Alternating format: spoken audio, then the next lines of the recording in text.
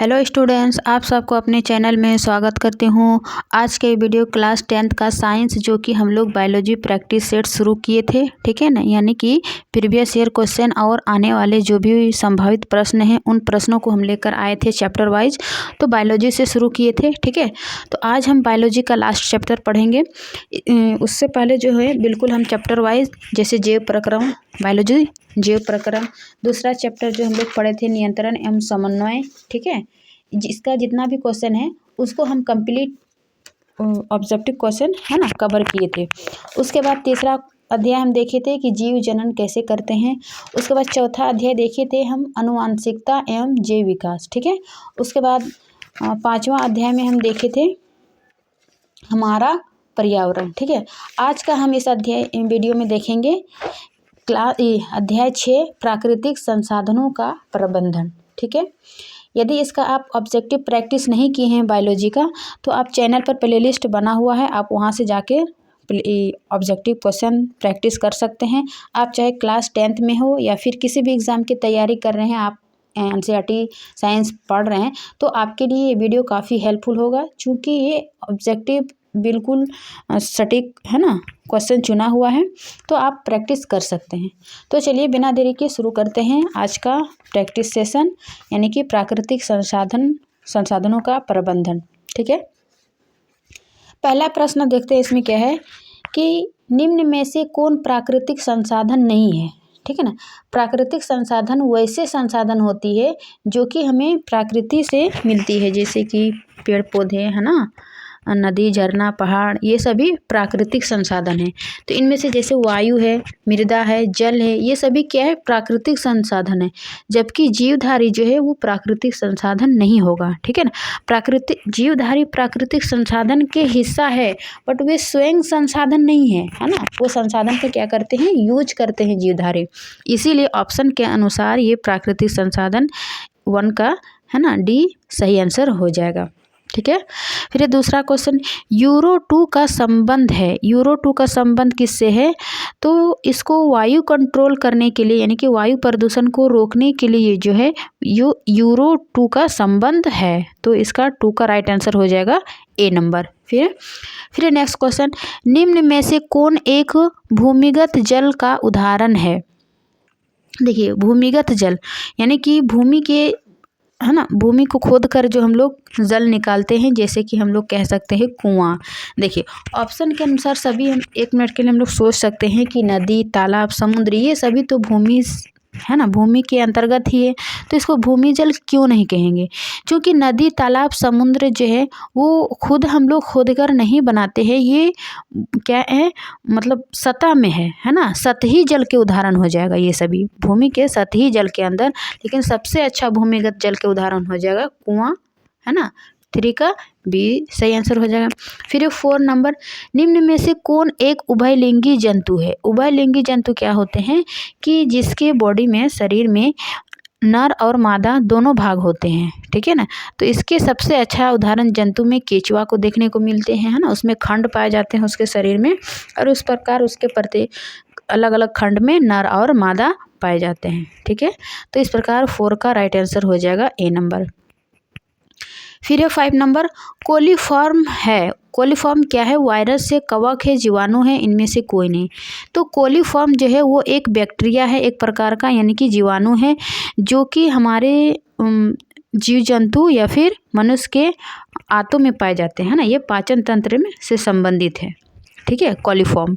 तो ये क्या है, एक प्रकार का बैक्टीरिया है जो कि मनुष्य और जानवरों के पाचन तंत्र से संबंधित है, यानी कि पेट में पाए जाते हैं। उसके बाद 6 नंबर है, स्वच्छ जल का पीएच है। स्वच्छ जल का पीएच कितना होगा, तो देखिए स्वच्छ जल का पीएच जो है वो 7 होता है, यानी कि उदासीन प्रकृति की होती है ना। तो 6 का राइट आंसर हो जाएगा ए नंबर 7। फिर 7, पर्यावरण दिवस कब मनाया जाता है, ठीक है ना। पर्यावरण दिवस कब मनाया जाता है, तो इसका राइट आंसर हो जाएगा कि 5 जून को पर्यावरण दिवस मनाया जाता है। फिर है नेक्स्ट क्वेश्चन 8 का, गंगा कार्य योजना किस वर्ष प्रारंभ हुई थी, ठीक है। गंगा कार्य योजना, क्योंकि गंगा नदी के प्रदूषण को कम करने के लिए गंगा कार्य योजना शुरू की गई थी, तो 1985 में, ठीक है ना। 8 का बी राइट आंसर हो जाएगा कि गंगा नदी के प्रदूषण को कम करने के लिए गंगा कार्य योजना शुरू की थी 1985 में, ठीक है। फिर नेक्स्ट क्वेश्चन 9 का चिपको आंदोलन किस वर्ष में प्रारंभ हुआ, ठीक है ना। चिपको आंदोलन किससे संबंधित है, वनों के संरक्षण के लिए, ठीक है ना, वृक्ष को बचाने के लिए। तो ये किस वर्ष प्रारंभ हुई, तो इसका राइट आंसर हो जाएगा 1970 ईस्वी में, ठीक है। 9 का ए सही हो जाएगा। फिर है क्वेश्चन नंबर 10, सरदार सरोवर बांध किस नदी पर निर्मित है, ठीक है ना, कि सरदार सरोवर बांध जो है वो किस नदी पर स्थित है। तो इसका राइट आंसर हो जाएगा कि नर्मदा नदी पर स्थित है, ठीक है। अब इसका नेक्स्ट क्वेश्चन देखते हैं। क्वेश्चन नंबर 11, साल वृक्ष के वन का लगभग 1272 हेक्टेयर क्षेत्र ग्रामीणों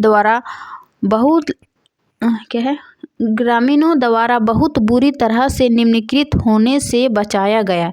यानी कि पश्चिम बंगाल में एक मिदनापुर में क्या है कि साल वृक्षों को बचाने के लिए लगभग 1272 हेक्टेयर क्षेत्र ग्रामीणों द्वारा बहुत बुरी तरह से निम्नलिखित होने से बचाया गया। ये मिदनापुर में, मिदनापुर कहाँ है, पश्चिम बंगाल में, ठीक है ना। साल वृक्ष को बचाने के लिए वहाँ ग्रामीणों ने ये कदम उठाया था, ठीक है ना, बचाने के लिए। फिर है 12 का, वनों के संरक्षण के लिए निम्न में से किन प्रक्रियाओं को नियंत्रित करने की आवश्यकता है। यानी कि वनों के संरक्षण के लिए निम्न में से किन प्रक्रिया को कंट्रोल करने की आवश्यकता है, ठीक है ना।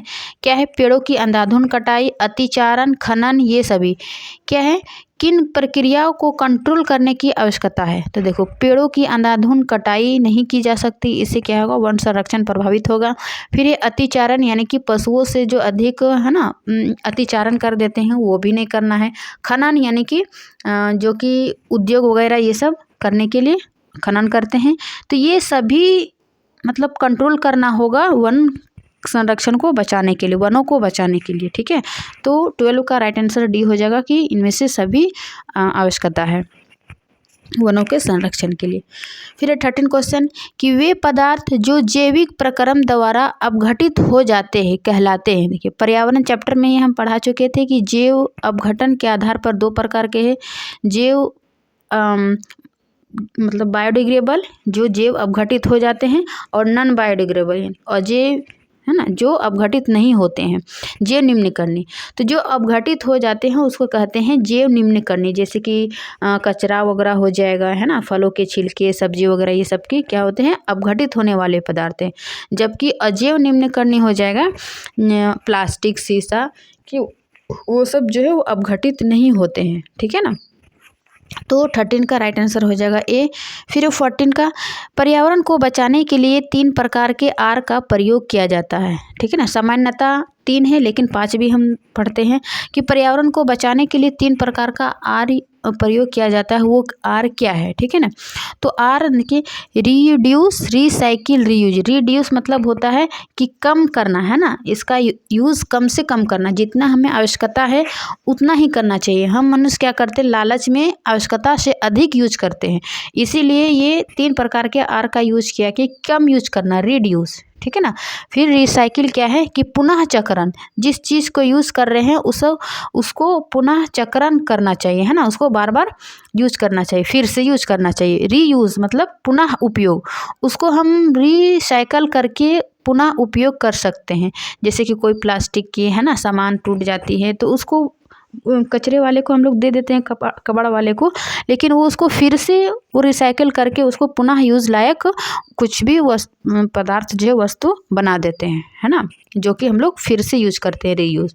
तो इस प्रकार के पर्यावरण के हित के लिए 3 प्रकार के आर यूज किया जाते हैं, रिड्यूस यानी कि कम यूज करना, रिसाइकिल पुनः चक्रण करना, और रीयूज़ पुनः उपयोग करना, ठीक है ना। ये इम्पोर्टेंट है 14 का ए नंबर। फिर है 15 का, जैव विविधता के विशिष्ट यानी कि हॉट स्पॉट स्थल क्या कहलाते हैं। जो कि जैव विविधता के हॉट स्पॉट, तो इसका राइट आंसर हो जाएगा वन है ना, क्योंकि वन में सबसे अधिक जैव विविधता देखने को मिलती है। यानी कि जैव विविधता कहने का मतलब है कि जो भी जीवों में विभिन्नता पाई जाती है, और ये सबसे अधिक हम कहाँ देखते हैं, वन में, तो ये हॉट स्पॉट कहलाते हैं, ठीक है ना, जैव विविधता के। तो 15 का राइट आंसर हो जाएगा बी नंबर। 1। फिर है 16 का, अमृता देवी विश्नोई का संबंध किस वृक्ष के संरक्षण से है। देखिए पर्यावरण यदि हम पढ़ रहे हैं और ये अमृता देवी विश्नोई, सुंदरलाल बहुगुणा, ये सभी नाम है ना आता ही है, यानी कि ये बहुत इंपॉर्टेंट रोल। जैसे कि अमृता देवी विश्नोई के संबंध किस वृक्ष के संरक्षण, तो ये वृक्ष के संरक्षण यानी कि खेजरी वृक्ष है, जो कि राजस्थान में पाए जाते हैं खेजरी वृक्ष, उसको बचाने के लिए ये अमृता देवी विश्नोई ने काफ़ी जो है ना उसका आंदोलन किया था। ठीक है ना, तो इसका राइट आंसर 16 का ए हो जाएगा। फिर नेक्स्ट क्वेश्चन 17 का, कि प्राकृतिक जल मार्ग पर जो डैम कंक्रीट अथवा छोटे कंकड़ से बनाए जाते हैं उन्हें क्या कहते हैं। यानी कि जहाँ पर देखते हैं कि नदी है ना, बड़ा बड़ा नदी है, तो उसके बीच बीच में जो है चेक डैम यूज किया जाता है, ताकि उसके जलमार्ग को मतलब कम करने के लिए, रोकने के लिए, है ना, कि जल का अधिक बहाव ना ही हो, फिर भी मिट्टी को कटाव ना हो। तो जगह जगह पर जहाँ पर प्राकृतिक जल मार्ग है जो उससे कंक्रीट अथवा छोटे कंकड़ से बनाए जाते हैं उन्हें क्या कहते हैं, चेक डैम कहते हैं, है ना। 17 का राइट आंसर बी हो जाएगा। फिर नेक्स्ट क्वेश्चन 18 का, कोयला तथा पेट्रोलियम परंपरागत ईंधन है जो किसके परिवर्तन के कारण उत्पन्न हुए हैं।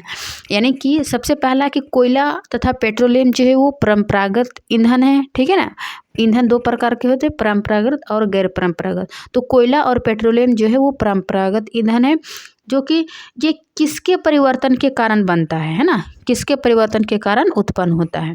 तो ये कि केवल प्राणियों के मृत शरीरों द्वारा, केवल वनस्पतियों के मृत शरीर द्वारा, सागरीय प्राणियों के मृत शरीर द्वारा। देखिए कोयला और पेट्रोलियम जो है इसको बनने में लाखों वर्ष लग जाते हैं। क्यों? क्योंकि इसके प्राणियों के जो शरीर है ना वो पत्थरों में दब जाते हैं, समुद्र के किनारे, सागर प्राणियों के मृत शरीर द्वारा, पेड़ पौधे के मृत शरीर द्वारा। तो ये सभी जो है ना, ये सभी जिम्मेवार है कोयला तथा पेट्रोलियम के परिवर्तन के कारण उत्पन्न होते हैं। ठीक है, 18 का राइट आंसर हो जाएगा डी। फिर है 19 का, निम्नलिखित में से प्राकृतिक संसाधन कौन है।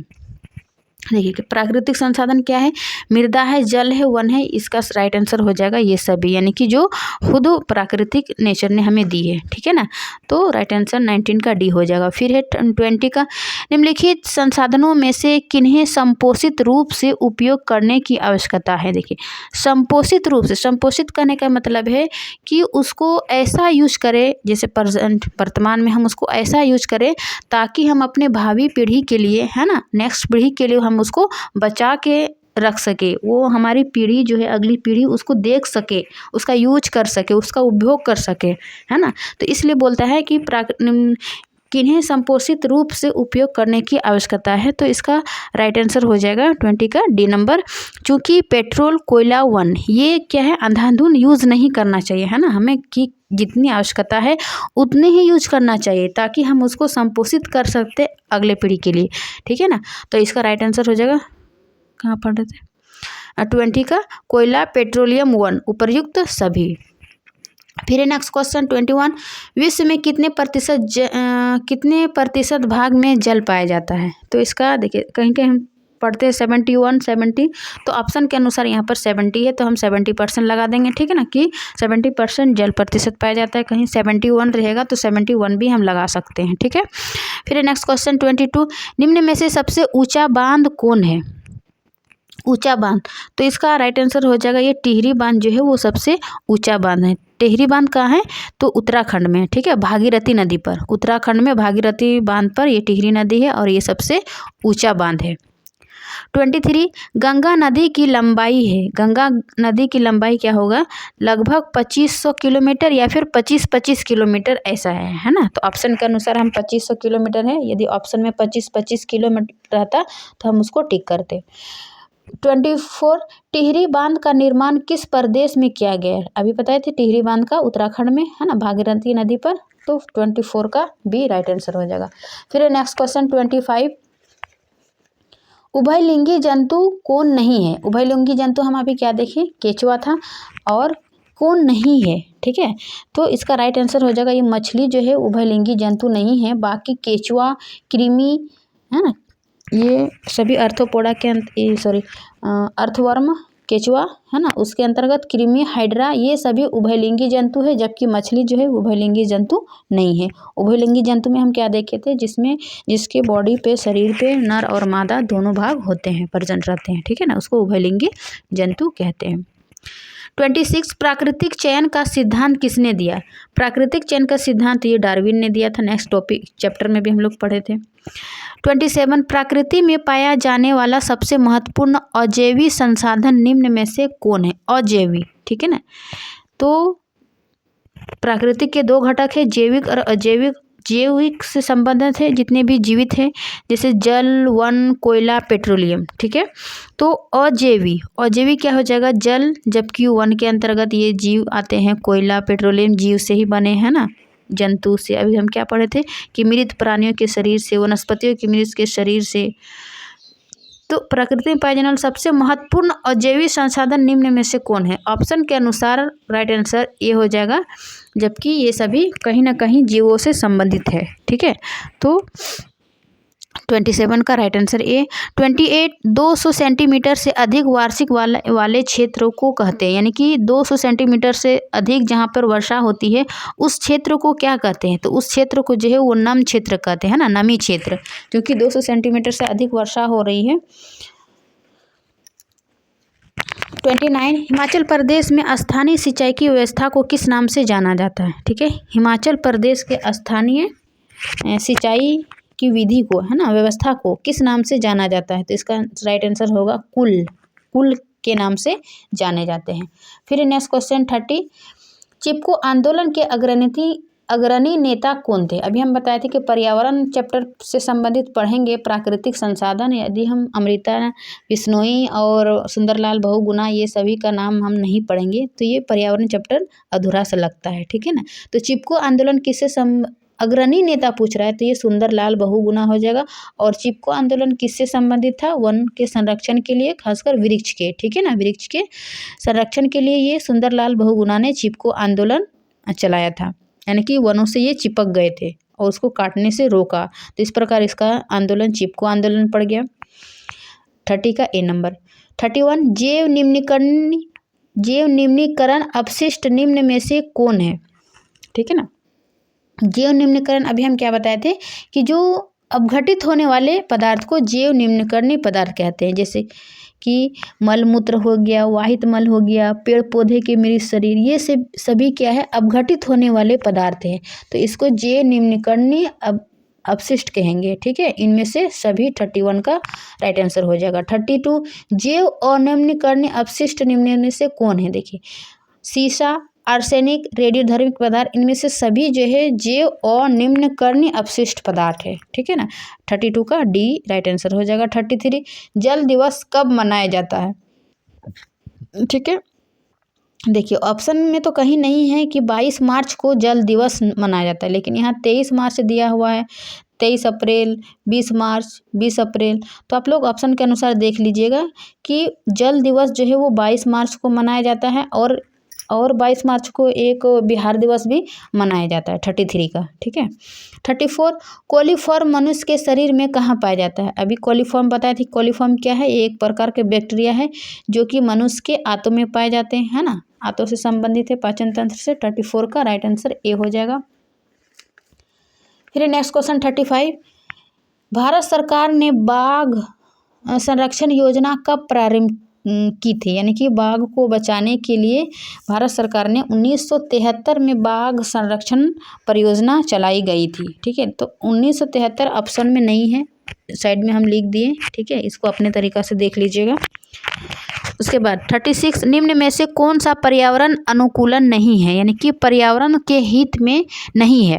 तो पैदल चलना, साइकिल से चलना, मोटरसाइकिल से चलना, इनमें से कोई नहीं पर्यावरण के अनुकूल नहीं है। देखिए, पैदल यदि हम चलते हैं तो क्या होता है कि हम ऊर्जा की खपत में कम कर रहे हैं, मतलब बचा रहे हैं ईंधन का।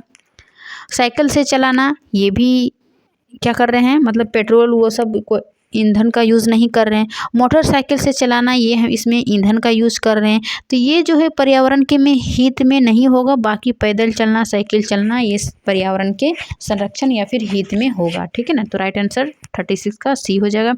37 क्या कह रहा है? निम्न में से कौन गंगा प्रदूषण के लिए उत्तरदायी नहीं है? गंगा प्रदूषण, देखिए गंगा प्रदूषण के लिए एक योजना चलाई गई थी, अभी हम देखें 1900 मतलब गंगा नदी की क्या है, प्रदूषण को बचाने के लिए, ठीक है ना 1985 में। तो उसके प्रदूषण के लिए उत्तरदायी कौन नहीं है? गंगा में मछली पालना, गंगा में कपड़े का धोना, गंगा में अधजले शव को बहाना, गंगा में रासायनिक अपशिष्ट उत्सर्जन करना प्रदूषण के लिए उत्तरदायी नहीं है, ठीक है। तो 37 का ए हो जाएगा कि गंगा में मछली पालना ये उसके प्रदूषण के लिए उत्तरदायी नहीं होगा। बाकी जो गंगा में अधजले शव को बहा देता है उसके लिए प्रदूषण जिम्मेवार है। गंगा में रासायनिक अपशिष्ट उत्सर्जन कर देते हैं, ये भी उसके लिए जिम्मेवार है प्रदूषण के लिए। गंगा में कपड़ों का धोना, ठीक है ना, तो ये सभी प्रदूषण के लिए उत्तरदायी है, जबकि गंगा में मछली पालना ये प्रदूषण के लिए उत्तरदायी नहीं है। तो 37 का राइट आंसर ए हो जाएगा।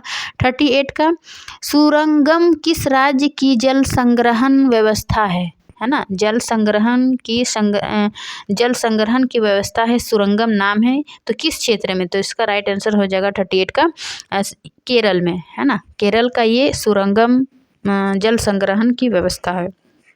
जैसे हिमाचल प्रदेश में हम क्या देखे थे, सिंचाई की व्यवस्था को कुल्ल कहते हैं, उस प्रकार ये केरल में सुरंगम बोलते हैं, ठीक है। 39 कर्नाटक में जल संग्रहण स्थान को कहा जाता है। कर्नाटक में जल संग्रहण स्थान को क्या कहते हैं? तो इसको कहते हैं कर्नाटक में एरीज, ठीक है ना, 39 का ए नंबर। फिर है 40 का BS4 का संबंध है। तो BS4 का संबंध जो है ये, जैसे कि अभी हम यूरो 2 का संबंध किससे है? वायु प्रदूषण से।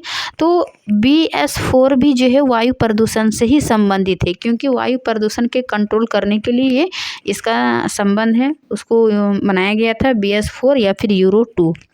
तो इस प्रकार जो है हम क्लास 10th का कंप्लीट बायोलॉजी चैप्टर देख चुके हैं, क्लास अध्याय 6 तक। यदि आप, चूँकि ऑब्जेक्टिव काफ़ी क्वेश्चन पूछे जाते हैं, तो यदि आप ऑब्जेक्टिव प्रैक्टिस कर रहे हैं तो आपके लिए काफ़ी हेल्पफुल होगा, ठीक है ना। बिल्कुल एकदम एक क्वेश्चन के साथ हम विस्तृत एक्सप्लेन किए, ताकि जो है आप एक क्वेश्चन के साथ साथ आप ऑप्शन को है ना एलिमिनेट करने के अन्य क्वेश्चन में आपको हेल्प होगा। तो इस प्रकार बायोलॉजी का हम कंप्लीट ऑब्जेक्टिव देख चुके हैं चैप्टर वाइज बिल्कुल। अब हम इसका नेक्स्ट वीडियो में हम क्या करेंगे, अब आपका केमिस्ट्री शुरू करेंगे, ठीक है ना। क्लास 10 का ही केमिस्ट्री ऑब्जेक्टिव चैप्टर वाइज शुरू करेंगे, उसके बाद हम फिजिक्स कंप्लीट करेंगे। तो इस प्रकार जो है आपके एग्ज़ाम के लिए काफ़ी हेल्पफुल रहा होगा, है ना, हेल्पफुल होगा कि आप ऑब्जेक्टिव बना रहे हैं, प्रैक्टिस कर रहे हैं, ठीक है। यदि आप क्लास 10th के स्टूडेंट और जो स्टूडेंट नहीं जान रहे हैं उसको भी आप ये वीडियो शेयर कर सकते हैं, खुद पढ़ सकते हैं। एक बार में आपको याद नहीं हो रहा है तो वीडियो को 1 से 2 बार ज़रूर देखिए, ठीक है। आपको हर क्वेश्चन जो हो वो याद हो जाएगा, बिल्कुल हम अच्छा से एक्सप्लेन करके बता रहे हैं। तो आशा करती हूँ कि वीडियो जो है अच्छी लगी होगी। अच्छी लगी तो लाइक एंड शेयर ज़रूर करिए। मिलते हैं इसके नेक्स्ट वीडियो में, यानी कि केमिस्ट्री का सेशन में, ऑब्जेक्टिव में। तब तक के लिए आप लोग बायोलॉजी कंप्लीट करके रखिए, ठीक है। Thank you.